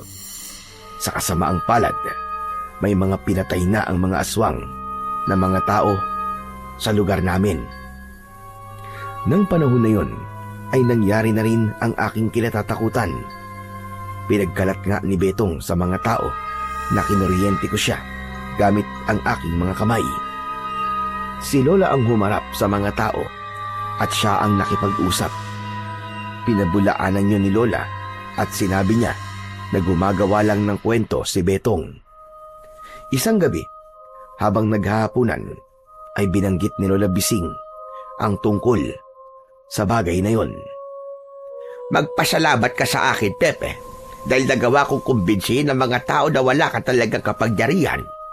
Mabuti na lang at napaniwala ko sila. Nagawa-gawa lang ni Betong ang kwentong yon. Pero, bakit po ba kailangan kong itago sa mga tao tong kapangyarihan ko, Lola? Hindi ko naman po ito gagamitin para saktan sila eh. Hindi po ito binigay sa akin ni Makaptan para manakit po ng ibang tao. Kahit na, dahil kapag nalaman nila na may kakaiba kang kakayahan, kakagaya niyan, kahit mabuti ang intensyon mo, ay katatakutan ka pa rin nila. Kung ano-anong masasamang bagay ang iisipin nila sa iyo, at malamang papalayasin nila tayo sa baryong ito. Hindi po ba pwede ko pa nga po itong magamit sa pakikipaglaban ko po sa mga aswang? Tumigil ka! Napag-usapan na natin ang tungkol dyan ah. At hindi pa rin nagbabago ang isip ko. Hindi ka ba natatakot na halos araw-araw ay may natatagpo ang bangkay dito sa atin? Tapos gusto mo pa labanan ng mga aswang na yon? Basta, sundin mo na lamang ang mga sinasabi ko sa iyo, Pepe, para wala tayong maging problema. Kaya nga po, kailangan na may makipaglaban po sa mga aswang eh. Kasi habang hindi po sila nauubos, ay patuloy po na madadagdagan ng mga namamatay dito sa atin, Lola. Hayaan mo sila, Kapitan, at ang mga tanod na gumawa ng bagay na yan. Bata ka pa, Pepe. Hindi ka pa nararapat sa ganyang kabigat na responsibilidad. At ayoko malaman na nakikipag-usap ka kay Tibor. Kung ano-ano ang ini-impluwensya sa iyo na matandang yon. Hindi na lang ako sumagot kay Lola. Kasi alam ko na kahit na anong sabihin ko at ipaliwanag ko, ay hindi ko na magagawang baguhin ang isip ni Lola Bising. Pero ang kagustuhan kong ipagtanggol ang aming baryo ay nanatili sa aking puso. Nang sumunod na araw, ay muling binulabog ang aming baryo dahil isa na namang bangkay ang natagpuan. Nasa tabi ng ilog ang katawan ng lalaking biniktima ng mga aswang.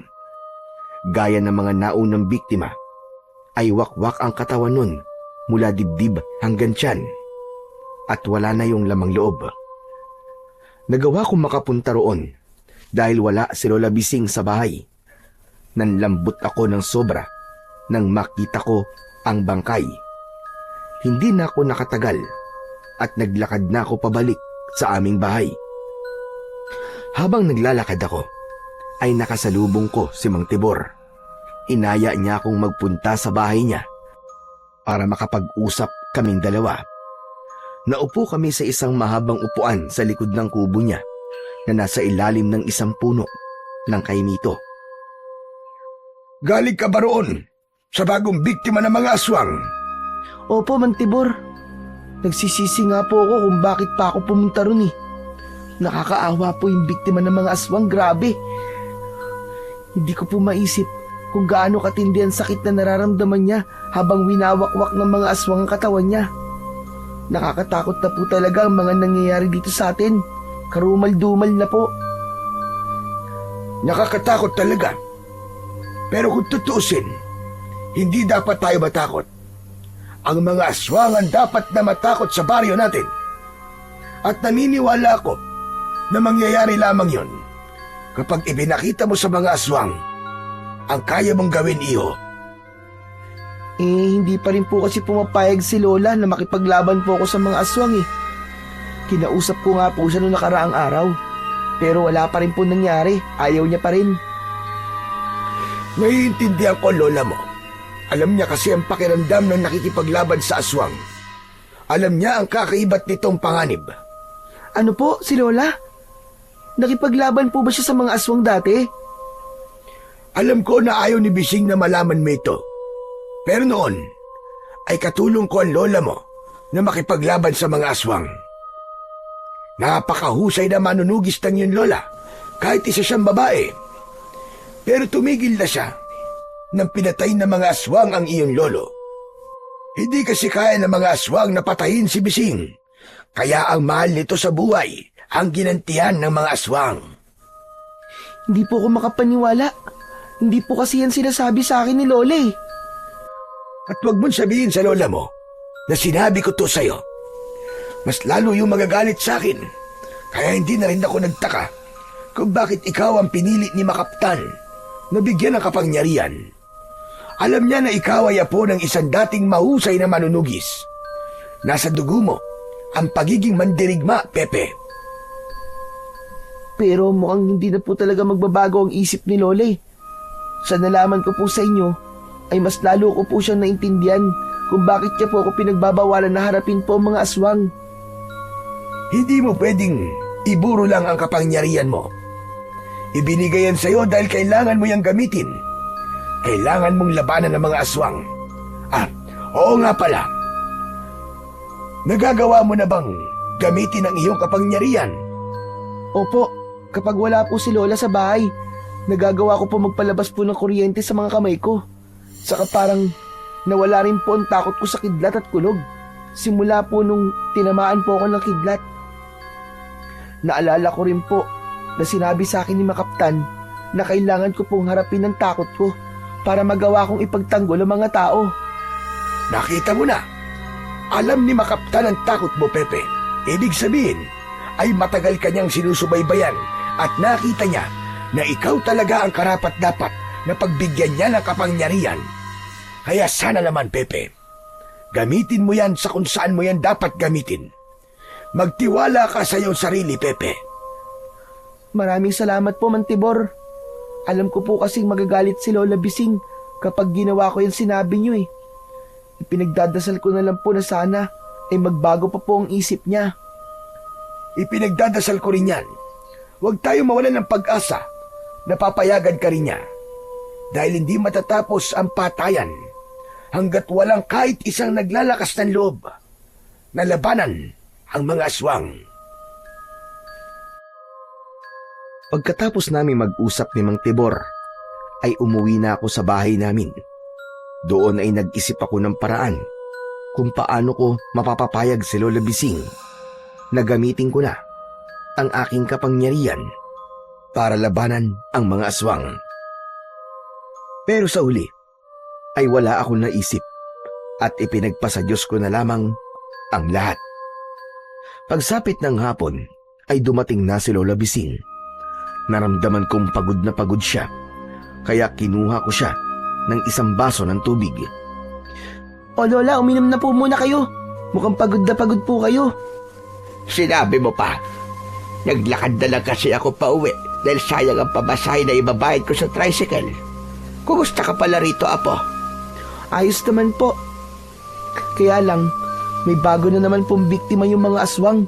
May nakita pong bangkay ng lalaki sa may tabi po ng ilog.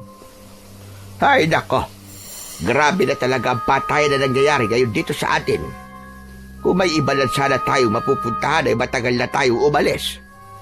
Kaya, sundin mo palagi ang sinasabi ko sa'yo. Huwag ka nang lalabas kapag madilim na. Narinig ko po sa usap-usapan po ng mga tao na pinasok po ng mga aswang yung bahay ng lalaking yun. Naglalagay din daw po siya ng asin sa pinto at bintana ng bahay niya. Ibig pong sabihin, kahit nasa loob na po tayo ng bahay, ay hindi pa rin po tayo ligtas. Pwede pa rin po tayong pasukin ng mga aswang. Huwag ka mag-alala. Kung papasukin ba ng mga aswang itong bahay natin, ay ako bahala. Palaging bagong hasa ang itak ko at hindi sila sasantuhin nun. Lola, hindi po kaya panahon na para gamitin ko po ang kapangyarihan ko para labanan po ang mga aswang? Pumayag na po kayo. Nangangako po ako na mag-iingat po ako at hindi ko hahayaan na masaktan po ako ng mga aswang. Tumigil ka, Pepe. Tapos na natin pag-usapan ng bagay na yan at sinabi ko na sa'yo na hindi na magbabago ang isip ko. Bakit po ba, Lola Bising? Dahil po ba natatakot kayo na baka mamatay po ako kapag nakipaglaban po ako sa mga aswang? Lola, bakit niyo po ako pinipigilan na gawin ng isang bagay na makapagliligtas po sa ating lahat? Ano pong silbi ng kapangyarihan ko kung hindi ko naman po ito gagamitin? Hindi po ba dapat sinusuportahan niyo po ako dahil nakikipaglaban po kayo noon sa mga aswang, di po ba, Lola? Nanlaki ang mga mata ni Lola Bising sa aking sinabi. Huli na, para bawiin ko yun. Nadulas na ang dila ko. Sandali lang. Kanino mo nalaman ang tungkol sa bagay na yan? Kay Tibor ba? Ang matandang yun talaga. Kahit kailan na napakakati ng dila, humanda talaga siya sa akin. Opo, Lola Bising, kay Mantibor nga po. Siya po nagsabi sa akin na dati po kayo manunugis. Pero wag naman po kayo magalit sa kanya Sinabi lang po niya yun para maunawaan ko kung bakit sa akin ibinigay ni Makaptan ng ganitong kapangyarihan. Ang sabi po ni Mang Tibor ay alam po ni Makaptan na may dugo po ako ng isang manunugis. Kaya sa akin niya po pinagkatiwala ang kapangyarihang meron ako. Kaya Lola, pumayag na po kayo, sige na. Kahit isang beses lang po. Kapag pumalpak po ako, ay sa kanya po ako pagbawalan. Hindi ko na kailangang hintayin na pumalpak ka o may mangyari masama sa iyo. Basta't hindi ka makikipaglaban sa mga aswang at hindi mo gagamitin ang kapangyarihan na yan. Tapos! Gusto ko pa sanang magpaliwanag kay Lola Bising. Gusto kong ipaunawa sa kanya na hindi mawawala ang mga aswang sa aming baryo hanggat hindi ko hinaharap ang mga yon. Pero kilala ko ang lola ko. Kapag sinabi niyang hindi pwede, ay hindi talaga pwede. Nang sumunod na araw, isang bangkay na naman ang natagpuan sa aming baryo. Isang matandang babae ang nakitang walang buhay sa loob ng kanyang bahay. Ang paraan ng pagpatay sa matandang babae ay gaya ng sa mga naunang biktima. Kaya malinaw sa aming lahat na aswang ang salarin. Dahil sa pangyayaring yon, ay nagpatawag ng pagpupulong ang aming kapitan. Lahat ng tao ay nagtipon-tipon sa plaza habang nasa harapan namin si kapitan at nagsasalita. Magandang umaga po sa inyong lahat. Kahit alam kong walang maganda sa umaga natin, dahil halos magkakasunod na patayan na ang nangyayari sa ating baryo. Alam kong alam nyo na may mga aswang na gumagala at sa totoo lang, ay hindi ko alam kung kaya ba silang labanan ng ating mga tanod. Ngunit, huwag kayong masyado mag-alala mga kasama. Dahil simula mamayang gabi, ay magroronda na ang mga tanod natin upang kahit papano ay masiguro ang ating kaligtasang lahat. Pero kahit magroronda ang mga tanod, sana naman ay huwag pa rin tayo maging kampante. Ipinagbabawal ko na ang paglabas pagsapit ng alas 7 ng gabi hanggang alas 6 ng umaga. Nagkakaintindihan ba tayo mga kasama? Mabuti naman at may ginagawa na itong si Kapitan. Akala ko hahayaan na lang niya ang mga tao rito. Ano ka ba, Lola? Huwag ka nga maingay. Baka mamaya may makarinig pa sa inyo eh. Mamaya makarating pa yan kay Kapitan. O, lagot tayo nito. Wala akong pakialam. Maganda nga makarating sa kanya para malaman niya na talagang hinintay pa niyang maraming mamatay bago siya umaksyon. Ay nako, wala namang kwenta ang pinagsasabi ng Kapitan na yan. Ang mabuti pa ay umuwi na tayo. Marami pa tayong gagawin sa bahay. Hinawakan ni Lola Bising ang kamay ko at umalis na kami sa plaza habang patuloy pa ring nagsasalita si Kapitan. Bakit naman po tayo umalis kagad, Lola? Hindi pa po tapos magsalita si Kapitan ah. Ay nako, naiinis lang ako sa kanya. Dahil ngayon lang siya nagsalita at gumawa ng aksyon. Dapat nung napabalita na may aswang dito sa atin, ay kumilos na kagad siya. Kaya nga po, Lola, dapat po pumayag na po kayong labanan ko po yung mga aswang para po bumalik na po sa normal ang buhay natin dito. Magtigil ka nga. Talaga sinasadya mo na yatang magalit ako sa iyo, ha? Saka bakit ba? Sigurado ka na matatalo mo ang aswang. Hindi porke may kapangyarihan ka, ay matatalo mo na sila. Lalo na't hindi mo pa alam kung gaano kalakas sa mga aswang na umaatake dito sa lugar natin. Di turuan niyo po ako makipaglaban, Lola. Hindi po ba manunugis po kay dati gaya po ni Mang Tibor? Kwentuhan niyo naman po ako sa mga nakalaban niyo pong aswang dati, Lola. Sige na po. Wala kang maririnig na kwento sa akin pagdating sa bagay na yan. Matagal ko na kinalimutan ang pagiging manunugis dahil yan ang naging dahilan kung bakit namatay ang iyong lolo. Ginantihan ako ng mga aswang sa pamamagitan ng pagpatay sa kanya. Pero, Lola, magaling po ba kayong manunugis? Hindi lang magaling, kundi napakagaling na manunugis ng lola mo, Pepe. Parehas kaming nagulat ni Lola nang marinig namin ang boses ni Mang Tibor sa aming likuran. Sabay pa kaming lumingon kay Mang Tibor. Aba, sinusundan mo ba kami, ha, Tibor? Hindi ko kayo sinusundan. Gaya nyo, ay umalis na ako sa plaza dahil naiinip na ako sa mga sinasabi ni Kapitan. Saka, hindi ko kasalanan na iisang daan pa uwi sa ating mga bahay. Bising, tutali, magkausap na tayo ngayon. Gusto kong malaman kung pinayagan mo na ba si Pepe na labanan ng mga aswang. Kita mo na, Tibor? Nang dahil sa palagi kang kasama ng apo ko, ay nahawa na siya sa kakulitan mo. Ilang beses ko man sasabihin sa inyo na hindi ako pumapayag at hindi na magbabago pa ang isip ko. Isipin mo na lang ang mga taong maaaring maging susunod na biktima ng mga aswang. Isipin mo ang mauulila sa pagkamatay ng isang pamilya. Tanging si Pepe lang ang pag-asa natin para matapos na ang dilubyong nangyayari ngayon. Naging manunugis ka rin noon, Bising. Alam mo na isa sa mga paraan para tumigil na sa pagsalakay sa isang lugar ang mga aswang ay kapag meron silang katatakutan sa lugar na yon. Kailangan makita ng mga aswang na dapat nilang katakutan si Pepe. Sige, sabihin na nating may kakayahan nga si Pepe na talunin ang mga aswang. At ano mangyayari pagkatapos nun? Kakatakutan si Pepe ng mga tao dahil kakaiba siya. Mas lalo siyang tutuksohin dahil sa kuryenteng lumalabas sa kanyang katawan. Ayoko, Tibor, ayoko. Ayoko mangyari yon sa aking apo. Masyado kang negatibo mag-isip, Bising. Sa tingin mo ba, ay hahayaan ko na maging ganun ang tingin ng mga tao kay Pepe kung sakaling mangyari ang sinasabi mo? Isa pa, hindi makitid ang utak ng mga tao dito.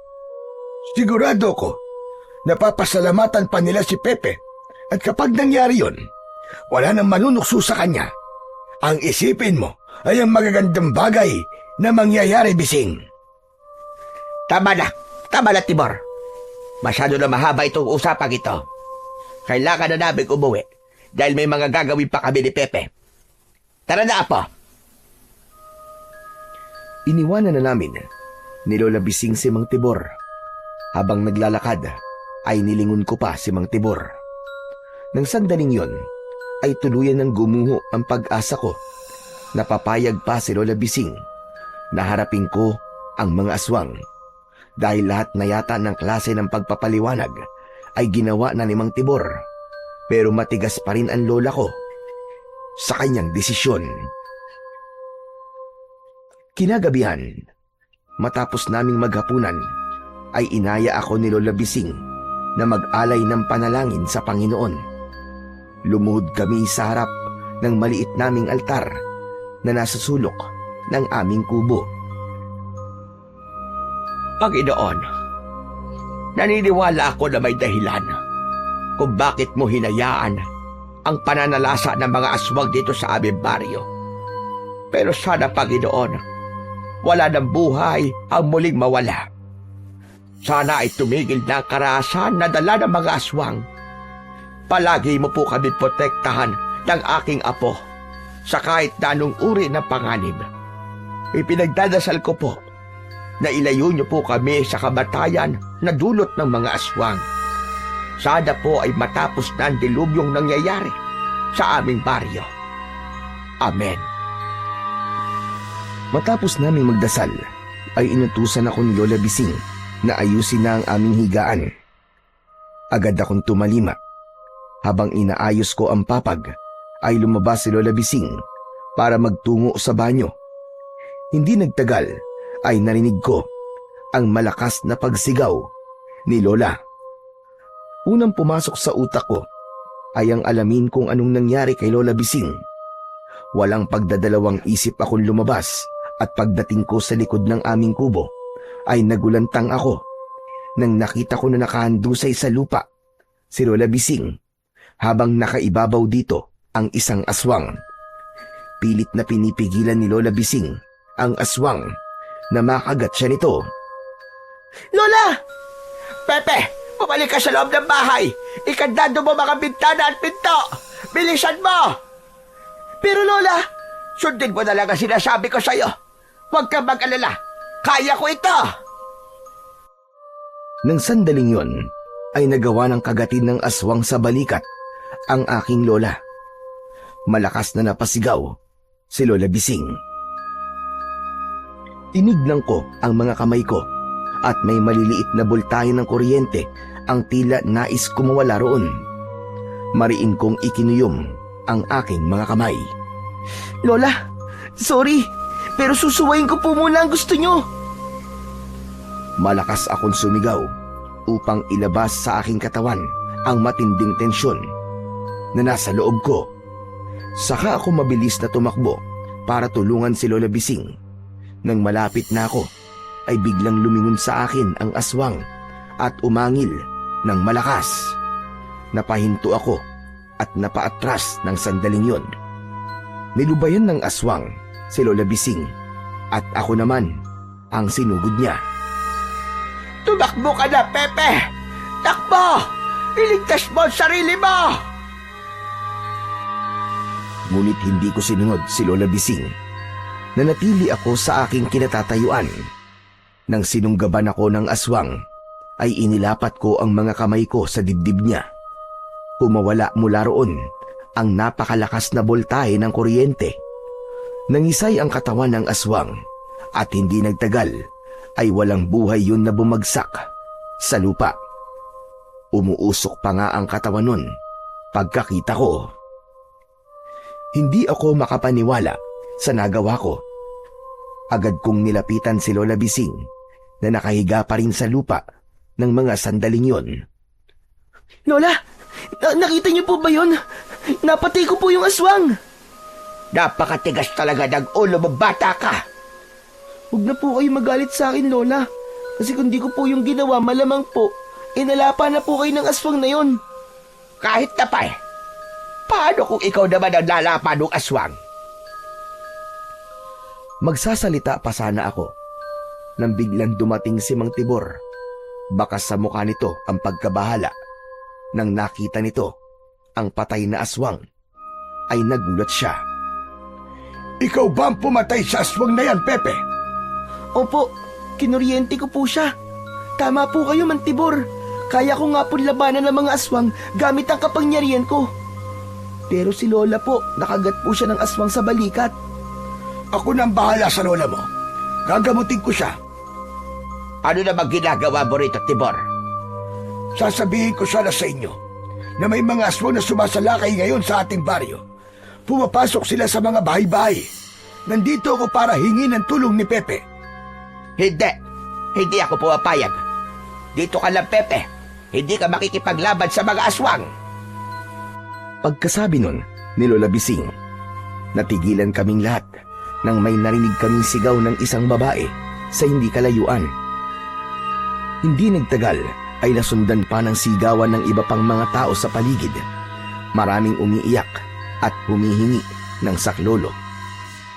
Naririnig mo naman siguro yung bising. Sigaw yun ng mga taong maaaring mamatay ngayong gabi. Pero hindi yun mangyayari kung hahayaan mo si Pepe na gawin ang kanyang tungkulin. Nakita mo kung paano niya pinatay ang aswang na nasa harap natin. Kaya magtiwala ka sa apo mo. Hindi mo na nagsalita si Lola Bising. Tila nagtatalo ang utak at puso niya kung ano ang kanyang magiging desisyon. Sige, umapayag na ako. Pero sa oras na masugatan ka kahit galos lang, ay bumalik ka na kagad rito. Labis ang kasiyahan ko nang sa wakas ay pumayag na si Lola Bising na makipaglaban ako sa mga aswang. Isang mahigpit na yakap ang ibinigay ko sa kanya. Salamat po! Salamat po, Lola! Huwag po kayo mag-alala, Lola. Gagamitin ko po ang kapangyarihan ko para ipakita po sa mga aswang na dapat nilang katakutan ng ating baryo. Mangako ka, apo, na hindi ka mamamatay. Mangako ka. Promise po, Lola. Hindi po ako mamamatay. Ay nako, pwede bang mamaya na muna yan dramahan yung dalawa? Pepe, harapin mo na mga aswang. Ako na ang bahala sa lola mo. Hindi na nga ako nagpatumpik-tumpik pa. Mabilis akong tumakbo papunta sa kalsada. Nagimbal ako dahil nakita ko ang mga taong nagkakagulo. May ilan na tumatakbo at may mga naghahanap ng mapagtataguan. Sandali akong natulala sa nakita ko dahil yun ang unang beses na may nakita akong ganung kaguluhan sa aming baryo. Isang sigaw ng babae ang narinig ko sa kung saan. Paglingon ko sa aking kaliwa ay nakita ko ang isang aswang na nasa bungad ng pintuan ng isang bahay. Mabilis akong tumakbo palapit sa aswang.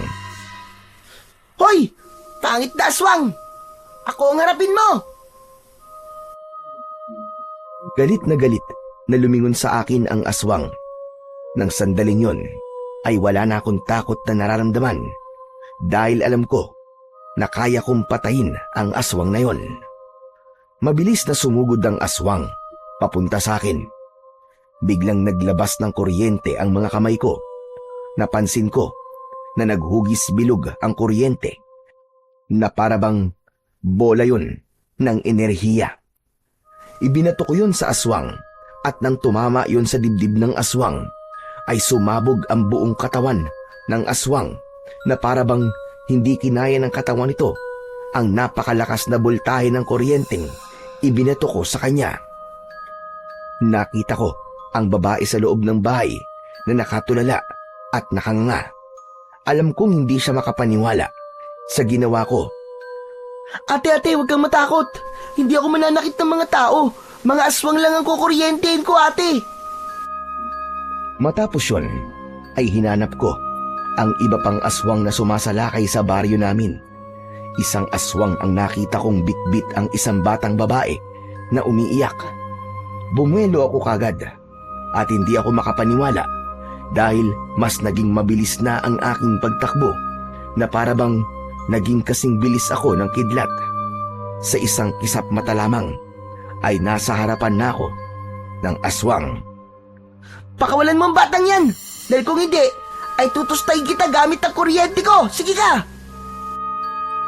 Nagulat ang aswang nang nakita nito ang maliliit na bultahe ng kuryente sa mga kamay ko. Ngumisi siya at ibinaba niya ang bata. Mabilis na tumakbo ang bata palayo. 2 aswang pa ang dumating, kaya 3 na silang nasa harapan ko. Kahit magdagdag pa kayo ng magdagdag, kahit 10 pa kayo, hindi ako matatakot sa inyo. Pagkasabi ko nun, tinawanan lang ako ng mga aswang. Alam ko na minamaliit nila ako, pero hindi ko hinayaan na panghinaan ako ng loob. Nang sumugod ang isang aswang sa akin, ay hinayaan ko siyang makalapit sa akin. Susunggaban niya sana ako, pero mahigpit kong hinawakan ng mga kamay niya at nagpakawala ako ng kuryente. Nangisay ang aswang at umuusok yung bumagsak. Umatras ang 2 aswang nang makita ng mga yon ang ginawa ko sa kasama nila. O ano? Bakit parang bigla kayo natakot, ha? Hindi ba tinatawanan niyo lang ako kanina? Sige, ngayon kayo naman. Susunod na kayo sa kasama niyo sa impyerno.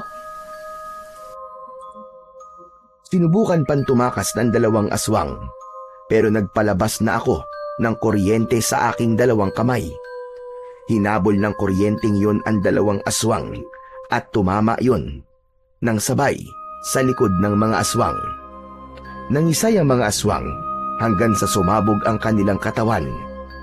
Kumalat sa kung saan-saan ang durug-durug na laman ng mga aswang. Nakita ng iba pang mga aswang ang ginawa ko sa mga kasamahan nila. Kitang-kita ko kung paano bumakas ang takot sa muka ng mga aswang at nagmamadaling umalis ang mga yon. Hindi nagtagal ay wala ng aswang ang natira sa aming baryo, maliban na lamang sa mga pinatay ko. Hindi makapaniwalang nilapitan ako ng mga tao sa amin. Inasahan ko na matatakot sila sa akin, pero iba ang nangyari. Puro pasasalamat at papuri ang natanggap ko mula sa kanila, kaya hindi ko mapigilan ang mapaluwa dahil sa labis na kasiyahan. Hanggang sa lumapit na rin sa akin sina Lola Bising at Mang Tibor. Lumuluwang niyakap ako ng aking lola. Lola, tinupad ko po ang pinangako ko sa inyo, ha? Hindi po ako namatay. Salamat sa Diyos at hindi ka niya pinabayaan na po. Kanina ko pang gustong lapitan ka, pero pinipigilan lang ako ni Timor. Pero nakita niyo po bang ginawa ko, Lola? Oo, Apo. Nakita ko ang lahat at sobra akong humanga sa galing mo. Patawarin mo ko kung pinigilan kita noon na gawin ito. Natatakot lang talaga ako na may mangyaring masama sa iyo, Apo. Tignan mo, Bising. Sabi ko naman sa iyo hindi matatakot ang mga tao kay Pepe. Tignan mo nga at nagpapasalamat pa sila sa kabayanihan ng iyong apo. Hindi ko maipaliwanag ang kasiyahan na nararamdaman ko ng sandaling yon. Bukod sa Diyos, ay nagpasalamat din ako kay Makaptan dahil siya ang nagbigay sa akin ng kapangyarihan na nagligtas sa aming baryo mula sa mga aswang ng gabi na yon.